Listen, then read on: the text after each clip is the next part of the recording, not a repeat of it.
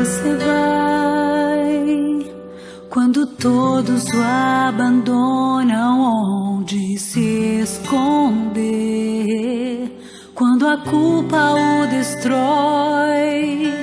Você me esqueceu, mas eu nunca desisti de o buscar, filho. O que já passou não importa para mim. O que você fez, eu deixei naquela cruz. Mais uma vez hoje venho procurá-lo e pedir.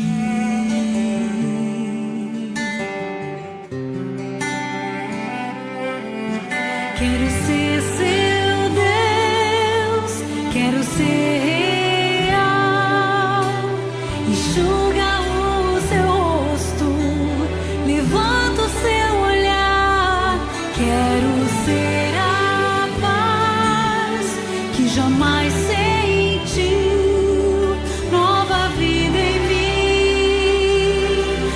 encontrará. Filho, deixa eu ser seu Deus.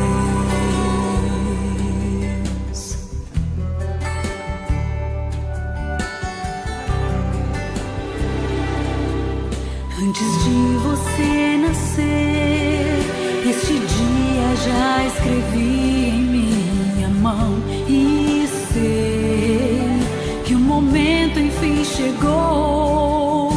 Meu sangue verti, minha graça o alcançou e o salvou. Hoje quero ser seu Deus, quero ser real. Enxuga o seu rosto, levanta o seu olhar. Quero ser a paz que jamais sentiu, nova vida em mim encontrará. Filho, deixa eu ser seu Deus. Deixa eu ser aquele que entende a sua dor.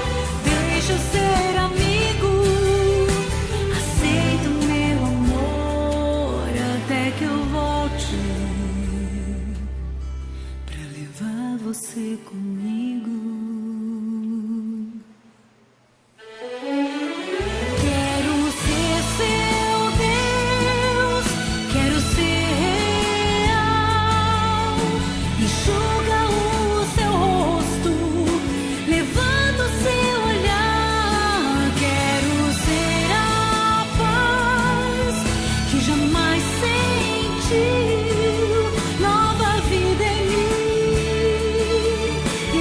encontrará. Filho, deixa eu ser seu Deus, nova vida em mim encontrará. Filho, deixa eu ser seu Deus.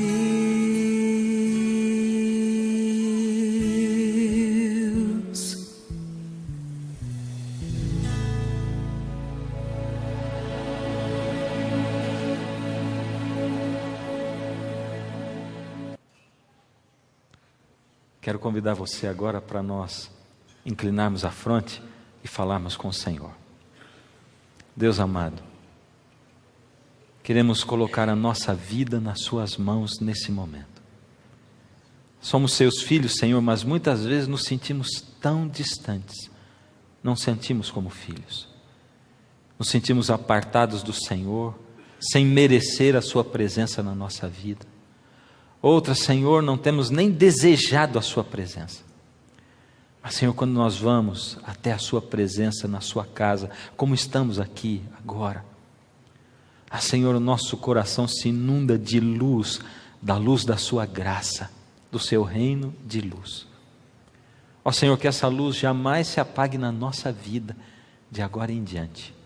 Em nome de Jesus. Amém, Senhor. Quero convidar você hoje para nós continuarmos a nossa excursão, a nossa expedição, através da palavra de Deus. E o texto no qual nós vamos meditar hoje, o primeiro deles, é o livro de João. Está no livro de João, no capítulo 14. E aí você pode deixar a sua Bíblia aberta aí. E se você tiver uma Bíblia em casa, você pode pegar a sua Bíblia também, abrir, conferir, confirmar exatamente tudo que nós estamos falando, tudo que nós estamos lendo na palavra do Senhor. João capítulo 14. Do verso 1 em diante diz assim: Não se turbe o vosso coração, credes em Deus, crede também em mim. Na casa de meu pai há muitas moradas. Se assim não fosse, eu vos teria dito, mas vou preparar-vos lugar. E quando eu for e vos preparar lugar, voltarei e vos receberei para mim mesmo, para que onde eu estou, estejais vós também. E vós sabeis o caminho para onde vou. Disse-lhe Tomé: Senhor, não sabemos para onde vais. Como saber o caminho? Respondeu-lhe Jesus: Eu sou o caminho, a verdade e a vida. Ninguém vem ao Pai senão por mim. Se vós me tivesseis conhecido, conheceríeis também a meu Pai. Desde agora o conheceis e o tendes visto. Replicou-lhe Filipe: Senhor, mostra-nos o Pai, e isso nos basta. Disse-lhe Jesus: Filipe, há tanto tempo estou convosco e não me tens conhecido. Quem me vê a mim, vê o Pai. Como dizes tu, mostra-nos o Pai? Não crês tu que eu estou no Pai e que o Pai está em mim?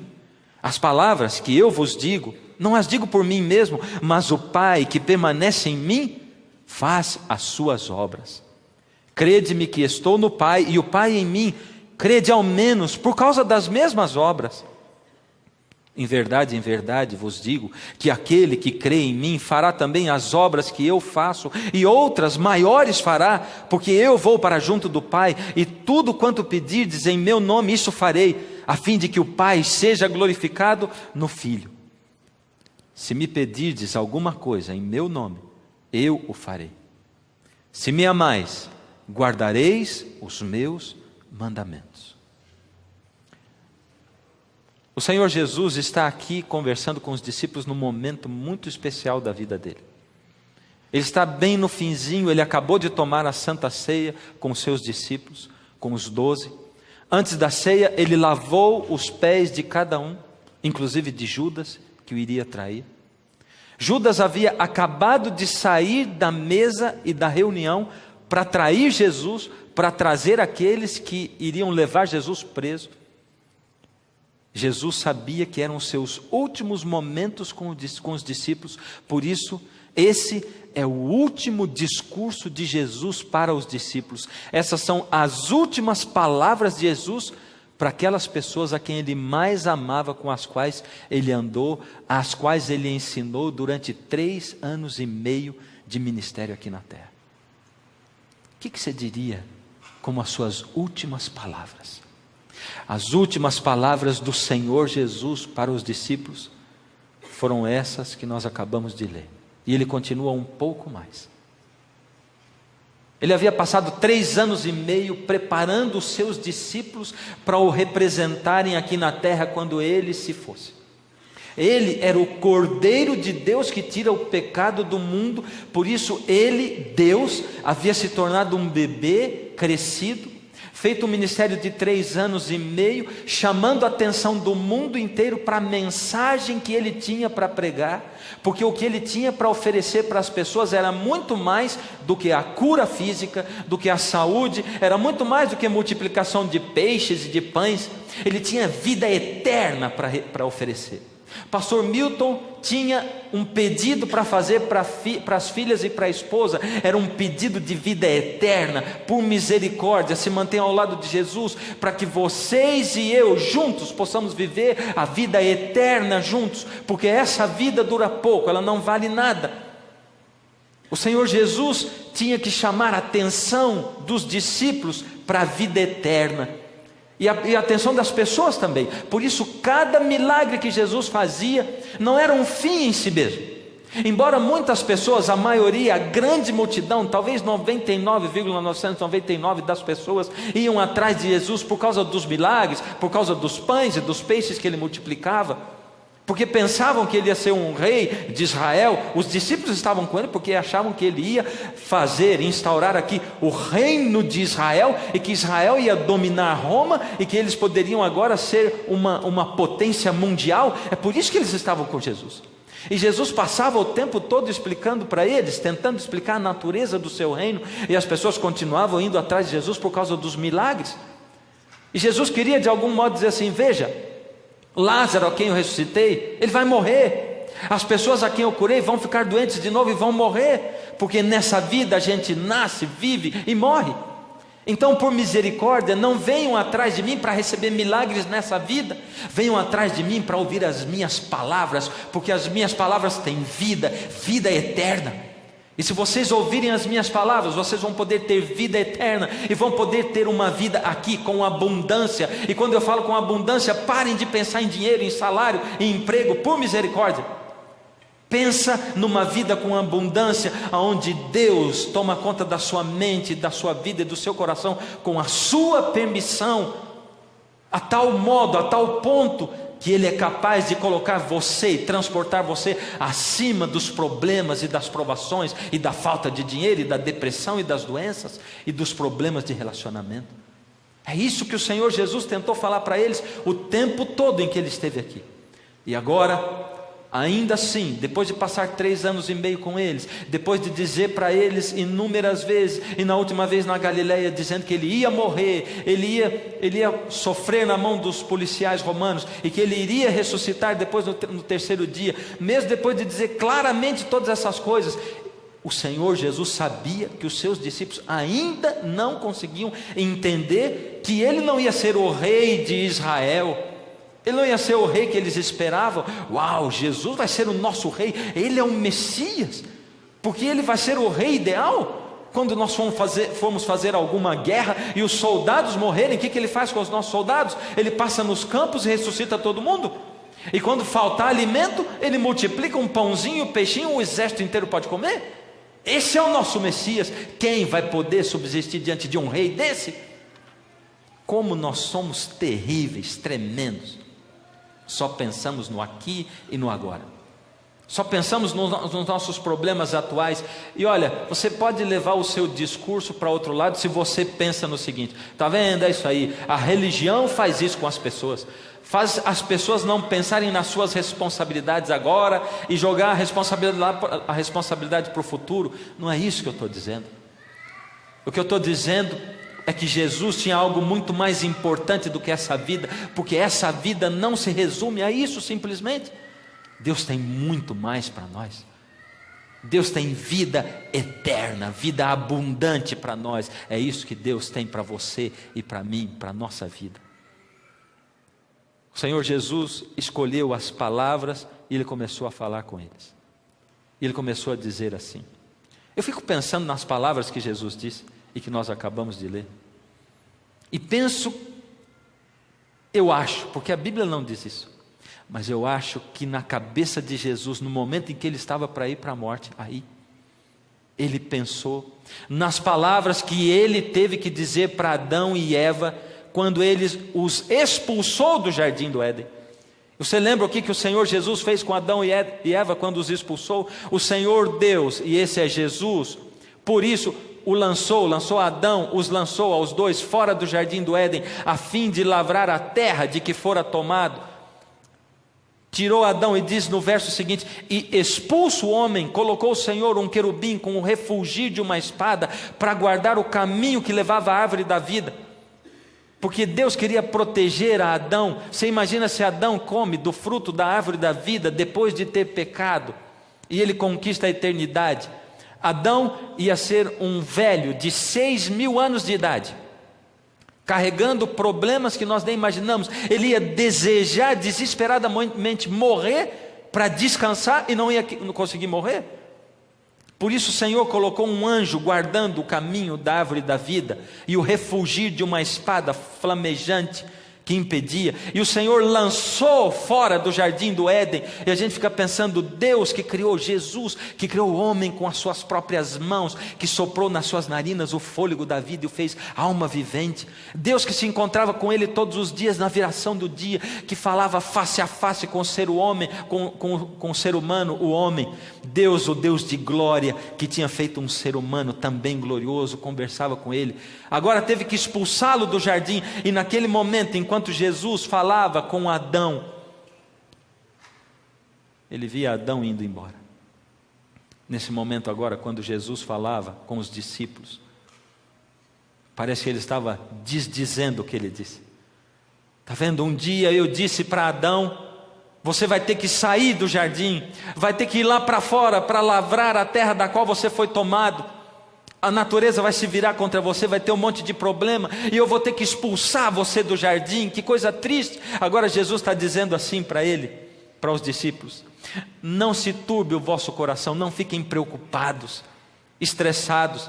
Creiam em Deus e creiam também em mim, porque na casa do meu pai tem muitas moradas. Um dia eu tive que expulsar vocês do jardim, agora eu estou dizendo, eu estou indo para lá. Eu vim aqui também para fora do jardim, eu também sofri os problemas que o pecado traz, eu também sofri e aprendi as lições nessa escola da vida, e agora eu estou indo para lá, e na casa do meu pai tem muitas moradas. E saibam que se não fosse assim, eu diria para vocês: eu estou indo, mas estou indo preparar lugar, e se eu for preparar lugar, eu virei outra vez, e eu vou levar vocês para estarem junto comigo, para que aonde eu estou, vocês estejam também. E no meio daquela declaração de amor maravilhosa, eis que alguém vira para Jesus, Tomé, e diz: Senhor, nós não sabemos o caminho, para onde o Senhor está indo? Não estava entendendo nada.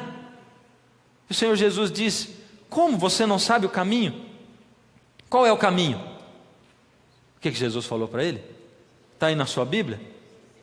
Eu sou o caminho, a verdade e a vida. Você não está entendendo? Eu não estou dizendo para você que eu estou indo por um caminho que vocês não podem ir. Eu estou dizendo que eu estou indo para um lugar e vou levar vocês, e que para vocês irem para aquele lugar, eu sou o caminho. Vocês não estão entendendo? Eu estou falando de vida eterna. Eu não estou falando que eu vou para o palácio. Eu não estou falando que eu vou para um lugar e não vou levar vocês para serem meus súditos. Eu não estou dizendo que eu agora não vou poder curar você, e que você agora vai ser desamparado simplesmente porque eu não faço as coisas que você quer na sua vida. É porque nós sempre ficamos pedindo de Deus que Ele faça na nossa vida aquilo que nós queremos que Ele faça. Exigimos sempre isso. Lembra que eu falei para vocês no outro programa que nós somos a geração religião self-service? É o que nós somos. Nós queremos de Deus que Ele faça a nossa vontade. Nós queremos um Deus à nossa imagem, um Deus que fale aquilo que eu quero ouvir.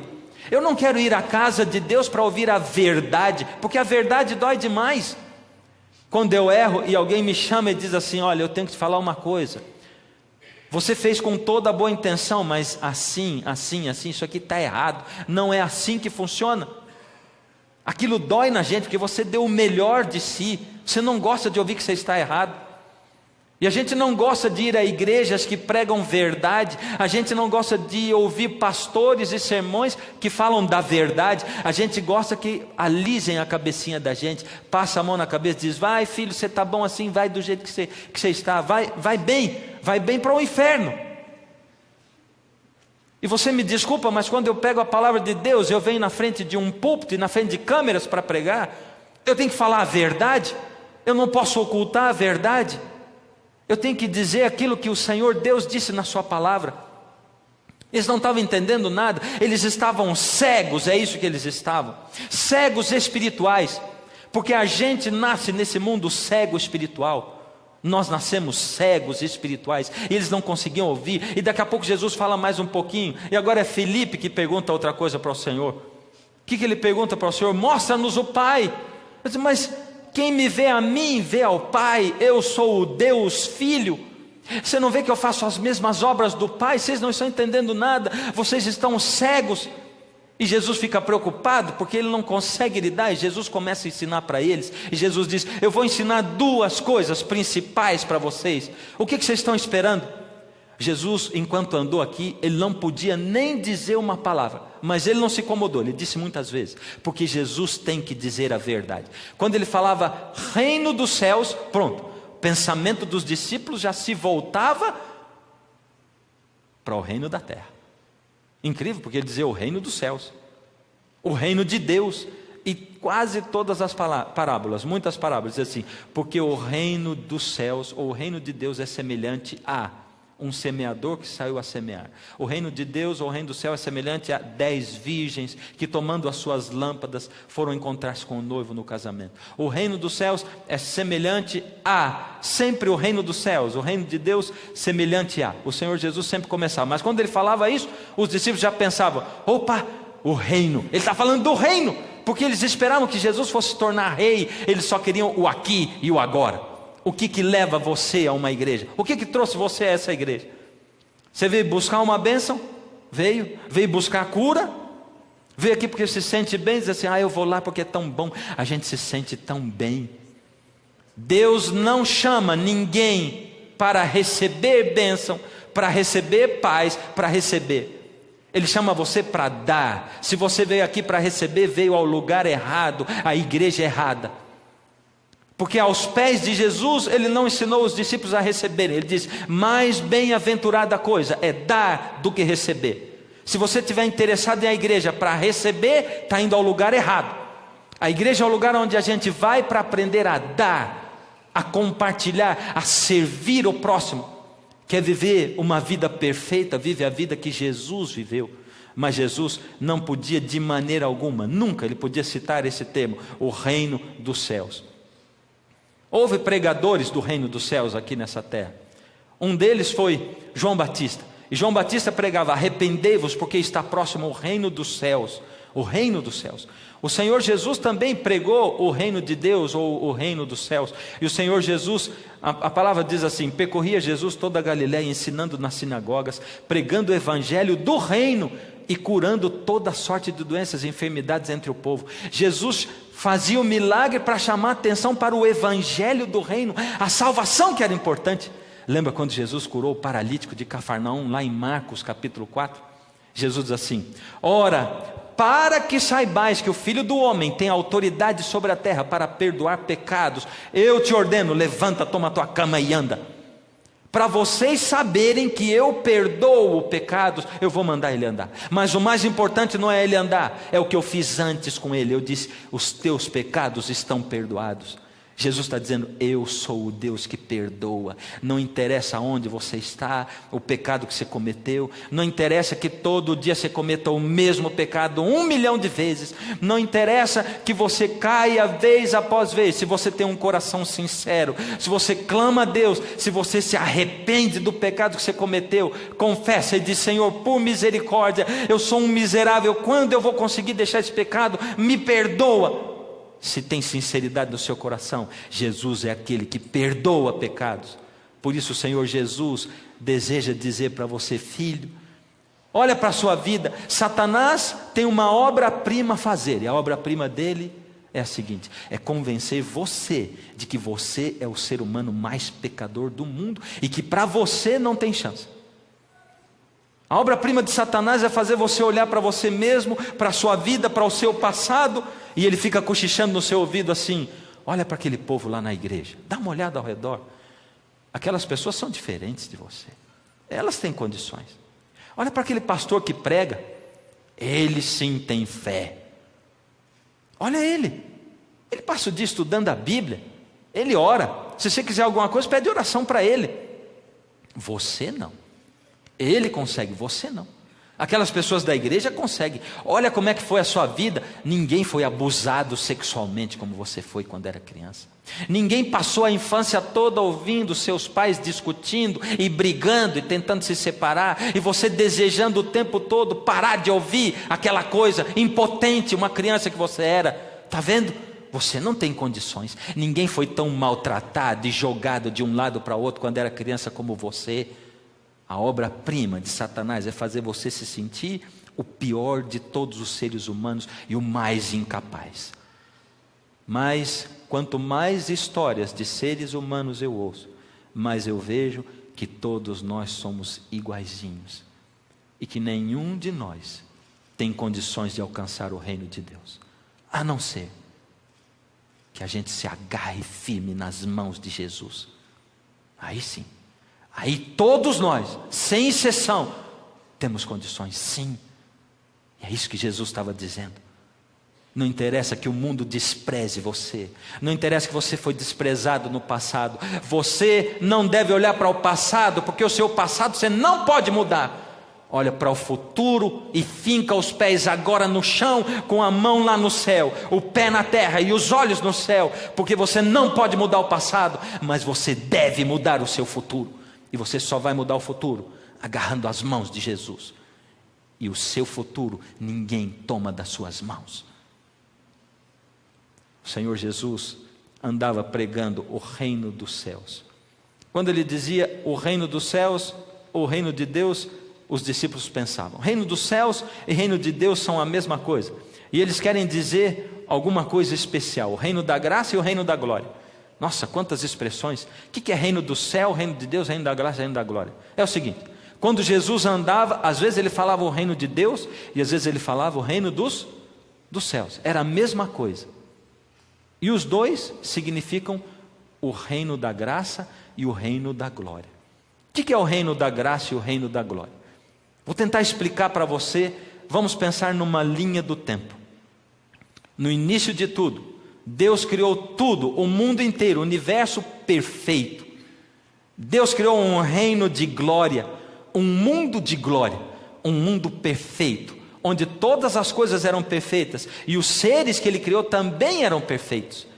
E Deus colocou seres perfeitos ali de tal maneira que Ele disse assim, também disse Deus, façamos o homem à nossa imagem, conforme a nossa semelhança. Essa palavra semelhança, no hebraico, ela tem um significado especial. O hebraico, damar, que quer dizer parecido com. Façamos o homem à nossa imagem. Interessante que Deus, a palavra de Deus diz assim, e disse Deus, façamos o homem. Só quem tem poder para criar? Só Deus. Anjo tem poder para criar do nada? Não tem. Por isso Lúcifer também não tem. Diabo tem poder para criar do nada? Também não tem poder. Mas aí, disse Deus, façamos. Parece que tem um erro de português aí, não tem? É porque Deus não é um, são três em um. É um Deus em três pessoas, Pai, Filho, Espírito Santo. Façamos o homem à nossa imagem, conforme a nossa semelhança. E esse semelhança quer dizer damar, que quer dizer parecido com. Deus fez o homem parecido com Ele. E olha só o que diz esse verso maravilhoso, Salmos 8,5. Fizeste-o, falando do homem, no entanto por um pouco menor do que Deus, e de glória e de honra o coroaste. O salmista está dizendo que Deus fez a você e a mim, fez ao homem, lá inicialmente, Adão, um ser cheio de glória, um pouquinho menor do que Deus. Quando o inimigo chegar para você e dizer assim, você é resultado de uma explosão cósmica, você surgiu por acaso. Você diga assim, eu não surgi por acaso, eu fui criado por Deus, a imagem dele, parecido com Deus, um pouquinho menor do que Deus, foi assim que Deus me planejou. A raça humana foi feita assim, e Ele fez Adão assim, um pouquinho menor do que Deus, parecido com Deus, perfeito, cheio de glória. E o reino de glória de Deus perfeito tinha seres que habitavam, esses seres eram seres cheios de glória. Era desse jeito o reino de Deus, um reino de glória maravilhoso, claro, nítido, bonito. Acontece que o pecado entrou nesse mundo por causa de Adão e de Eva.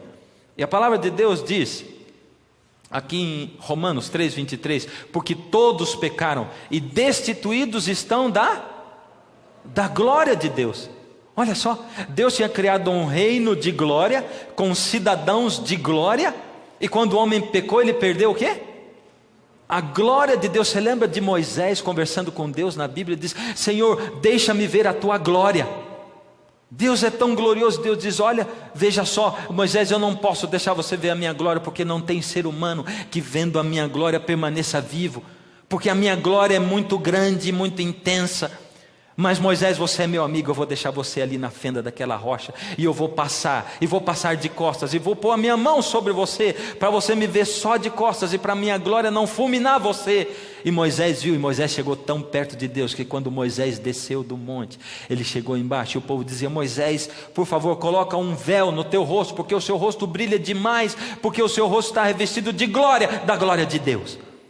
Aquele reino de glória, a palavra de Deus diz que quando Adão e Eva pecaram, antes eles viam a Deus face a face, um Deus de glória e seres de glória que se comunicavam face a face. Mas quando eles pecaram, a palavra de Deus diz ali, enquanto Eva conversava com a serpente disse: você não pode comer de nenhuma árvore. E Eva disse: não, eu posso comer de todas menos dessa, porque Deus disse que eu vou morrer se eu comer essa daqui. E ela disse: não, é porque Deus sabe que no dia em que você comer do fruto dessa árvore, os seus olhos serão abertos, é o que diz a palavra de Deus ali no Gênesis. Os seus olhos serão abertos, e você vai ser como Deus, conhecendo o bem, que você já conhece, e o mal.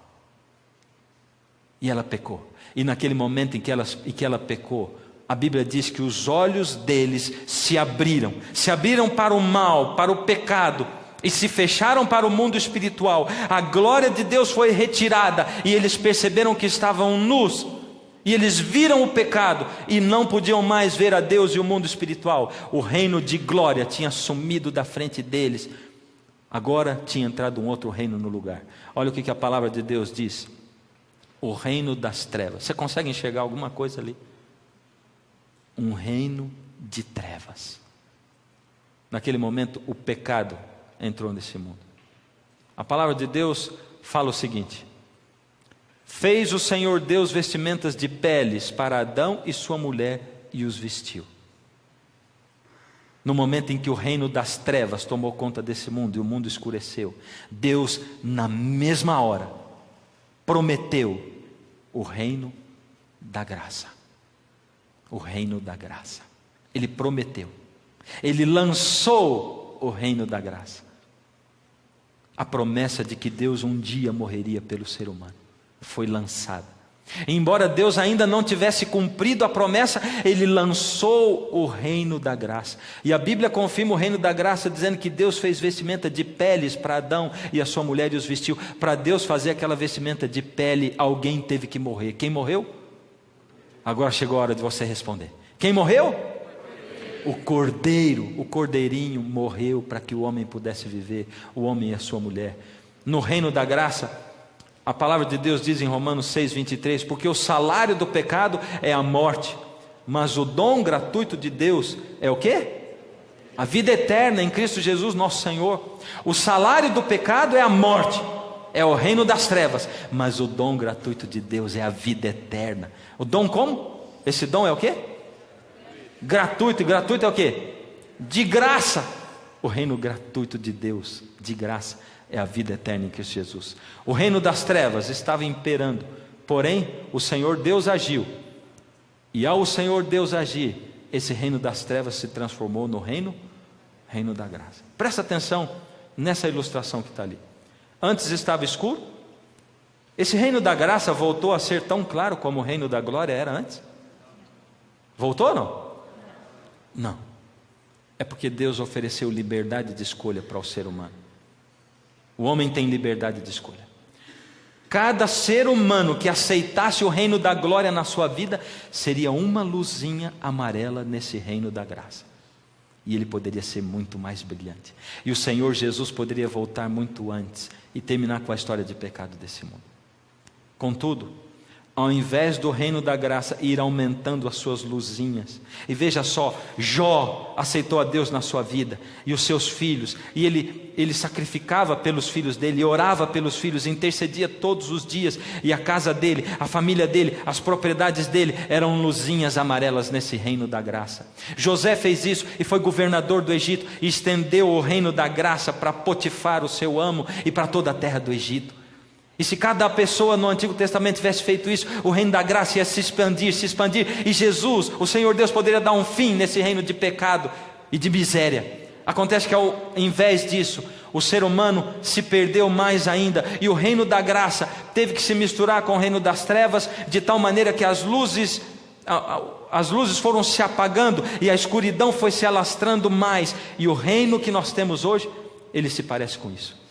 Ao invés de ser um reino de graça, como ele deveria ser, o reino da graça deveria ser assim. Um dia chegou o reino da graça assim. Quando ele deveria chegar, esse reino da graça? Lá, quando o cordeirinho foi morto e Adão e Eva pecaram, Deus prometeu o reino da graça, certo? E quando ele cumpriu o reino da graça, a promessa foi o cordeiro que iria morrer. E quando ele cumpriu isso? Vamos ver quando ele cumpriu. Dá uma olhada para lá.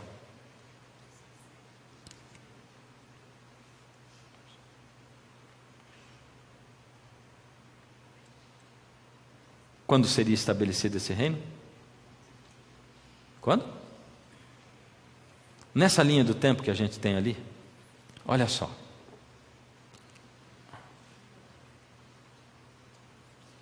Está difícil. Na criação, Deus tinha um reino de... Vamos conversar? Vamos lá? Na criação, Deus tinha um reino de glória. Depois, quando surgiu o pecado, surgiu o reino do pecado.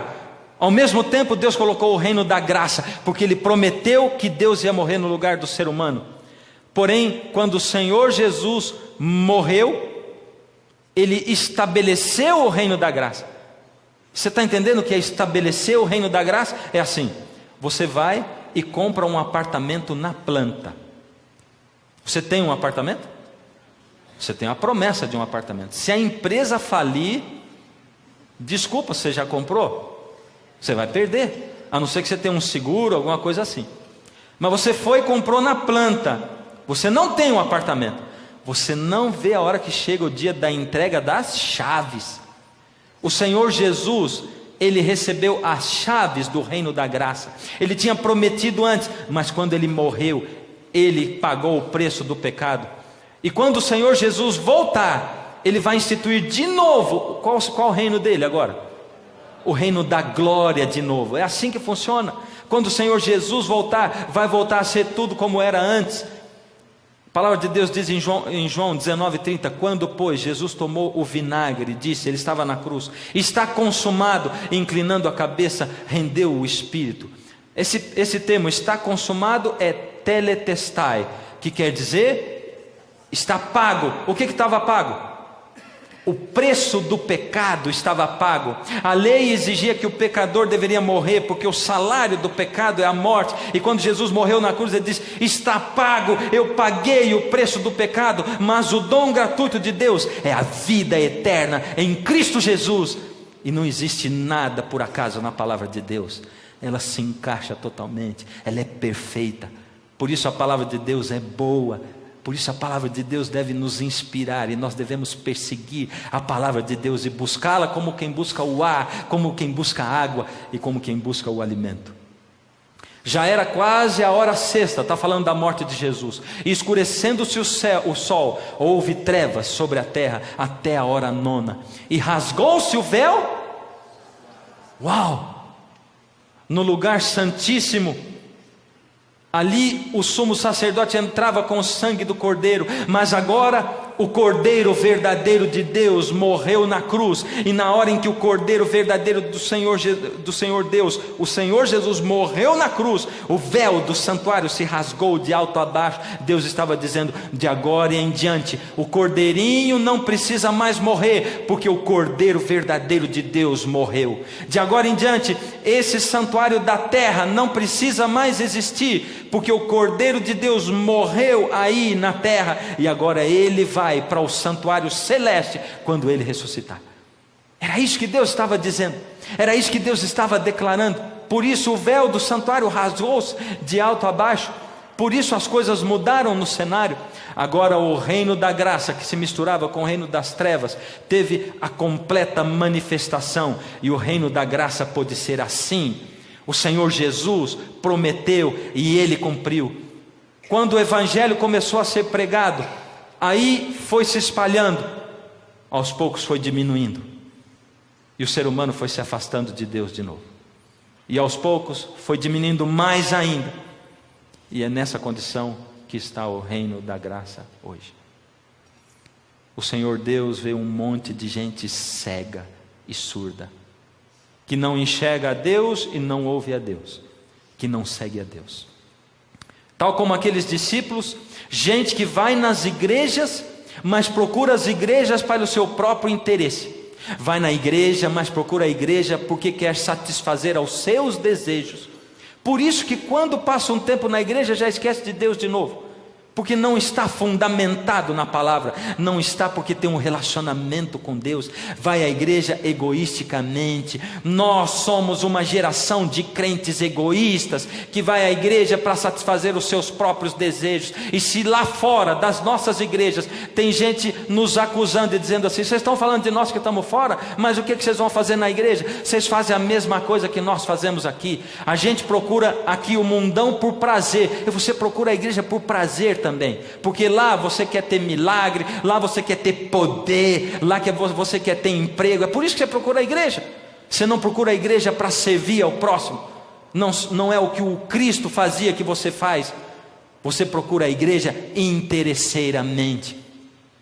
Por isso Jesus deixou duas mensagens para os discípulos. Ele não estava conseguindo levar o pensamento dos discípulos dele para o céu, para as coisas eternas. Por isso aqui em João 14, Jesus diz duas mensagens. E a primeira ele diz: filhos, se eu estou aqui e eu tenho as minhas últimas palavras para falar para vocês, eu vou dizer o seguinte: se me amais, guardareis os meus mandamentos. É o verso 15 de João 14. E essa é a primeira mensagem de Jesus. E a segunda está logo em seguida: e eu rogarei ao Pai, e Ele vos dará outro Consolador, a fim de que esteja para sempre convosco, o Espírito da verdade, que o mundo não pode receber, porque não o vê. O mundo é cego, ele não enxerga o meu Espírito.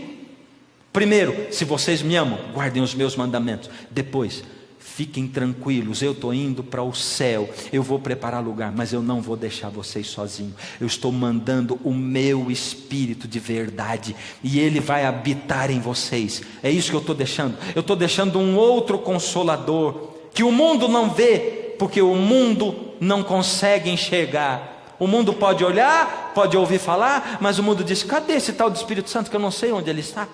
Como é que eu vou falar com Deus? Sabe, eu tento ler a Bíblia, mas eu não consigo. Eu até tentei ir na igreja, mas eu não gosto de ouvir sermão, aquilo me dá sono. Eu tento orar em casa, mas eu não consigo falar com Deus. Se você procura Deus, mas você está nessa condição, você está igual ao mundo, porque você está cego igual ao mundo. Jesus disse duas coisas: eu vou deixar para vocês duas mensagens. Guardem os meus mandamentos. E quem disse isso não foi Moisés, foi o Senhor Jesus. E o outro: eu vou derramar sobre vocês o meu Espírito. Só que só vai receber o meu Espírito quem conseguir enxergar o meu Espírito. E eu quero falar para você de coração: aqui tem duas mensagens para nós cristãos que vivemos hoje no século 21.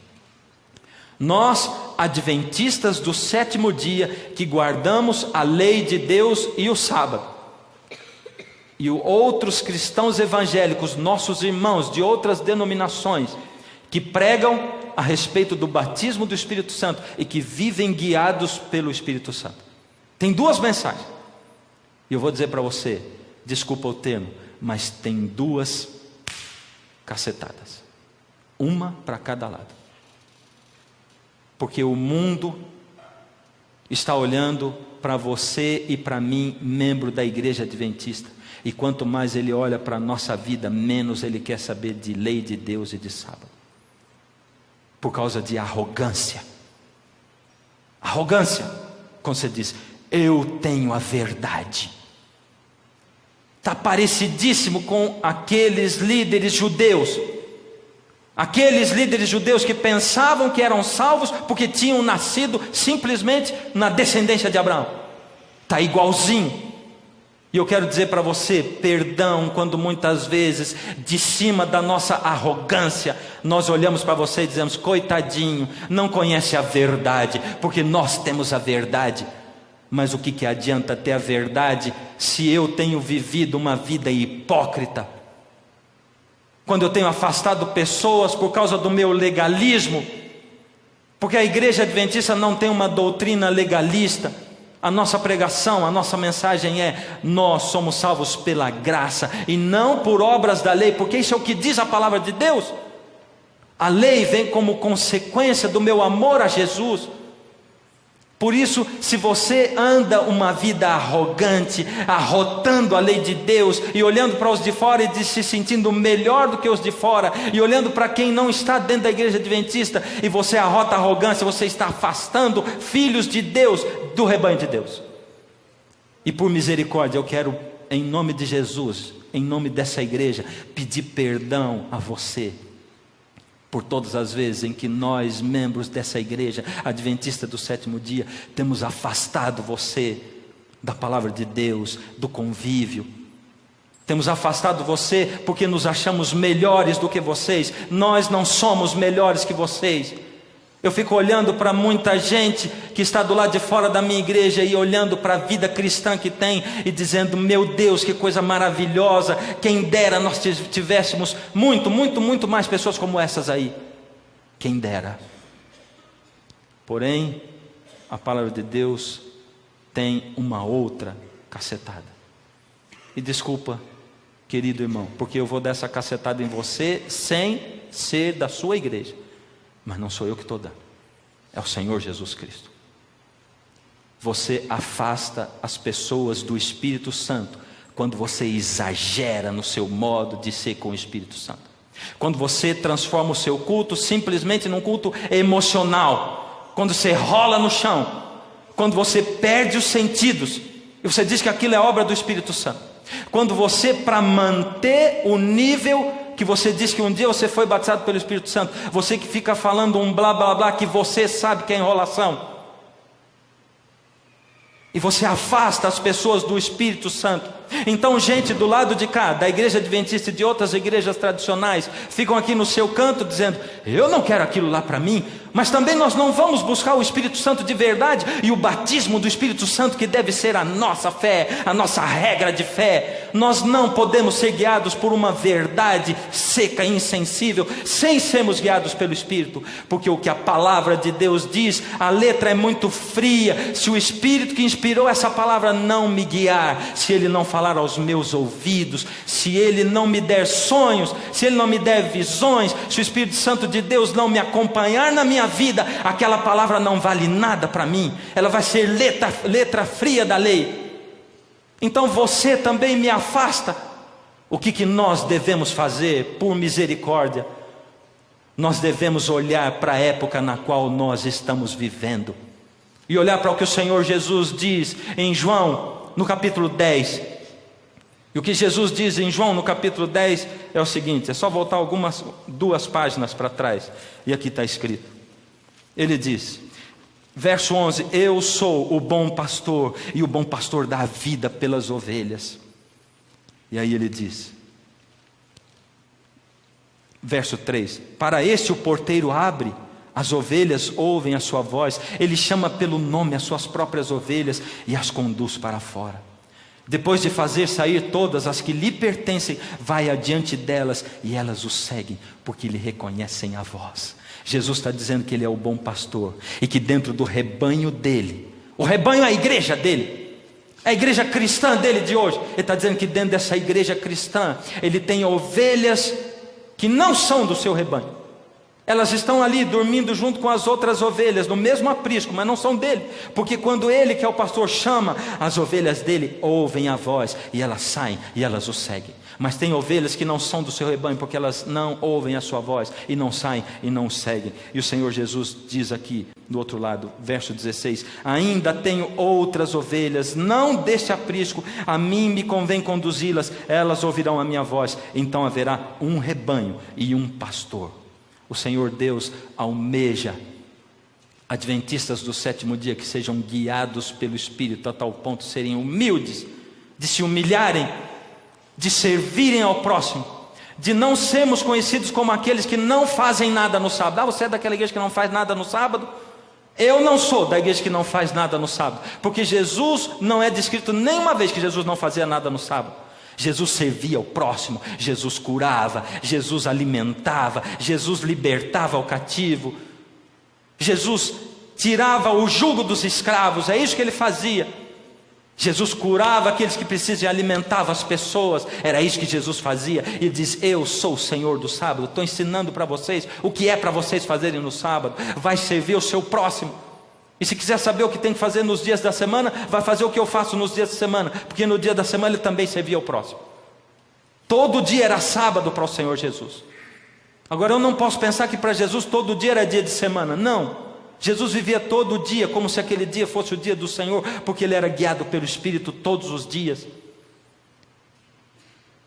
O Senhor Jesus espera que nós, adventistas, nos humilhemos e olhemos para o Espírito e busquemos o batismo diário do Espírito Santo de Deus.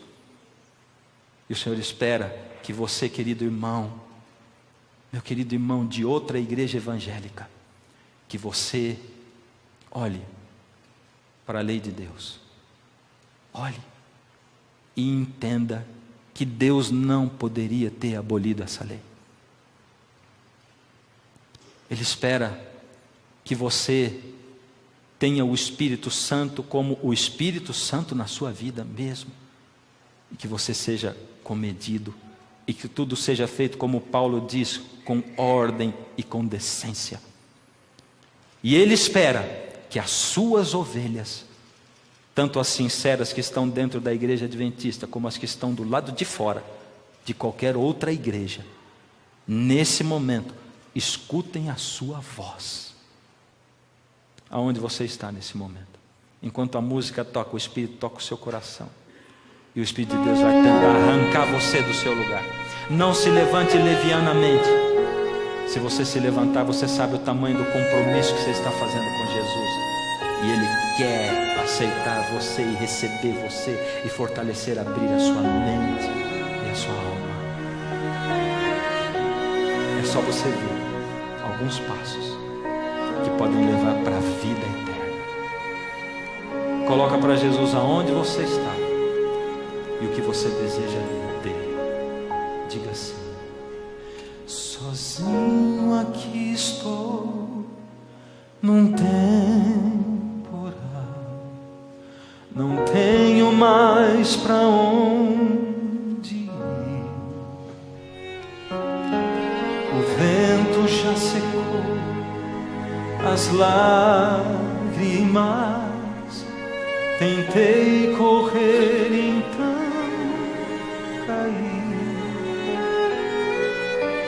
Não sei como explicar, mas venho agora te pedir.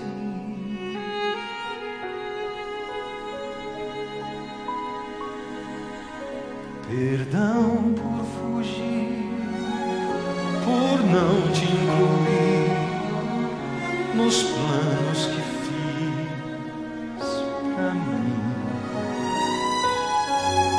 Perdão por zombar, por não te escutar, tentar ser feliz sem ti. Eu quero, Senhor, ouvir tua voz, sentir tua luz. Enfim, renasce o sol que um dia brilhou em mim.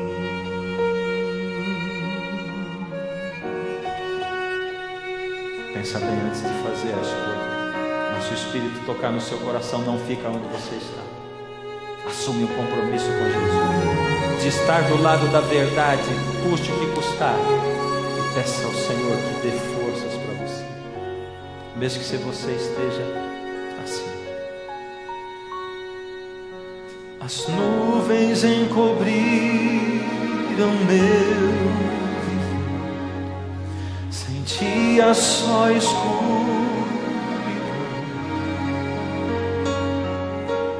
Paz me abandonou, meu céu desabou, no mesmo instante em que eu fugi.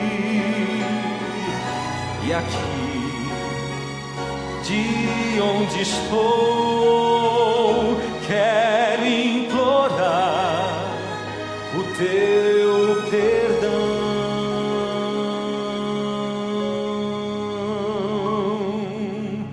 Perdão por fugir, por não te incluir nos planos que fiz pra mim.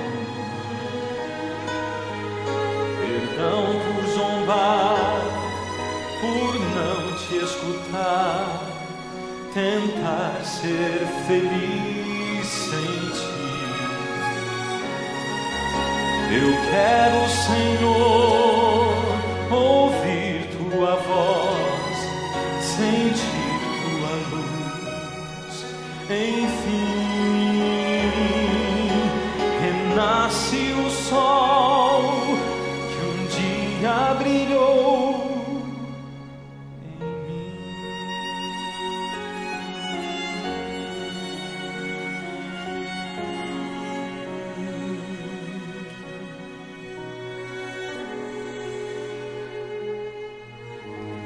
Renasce o sol que um dia brilhou em mim.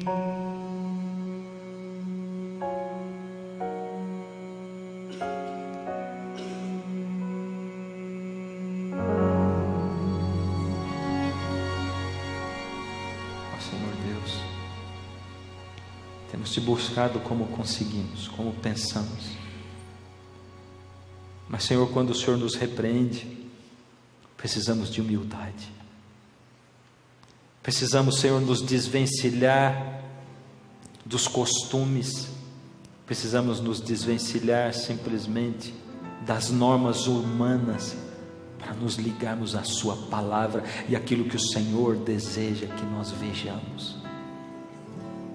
Ó Senhor, que possamos buscar a Tua palavra com verdade, com inteireza e pureza de coração. Possamos nos humilhar diante de Ti uns dos outros. Que possamos aceitá-la para nós, Senhor, a qualquer custo, desde que o Senhor Jesus esteja ao nosso lado, para fazer por nós aquilo que não podemos fazer. Aceita os Seus filhos que hoje se entregam, Senhor. Toma-nos nas Suas mãos. Em nome de Jesus. Amém, Senhor.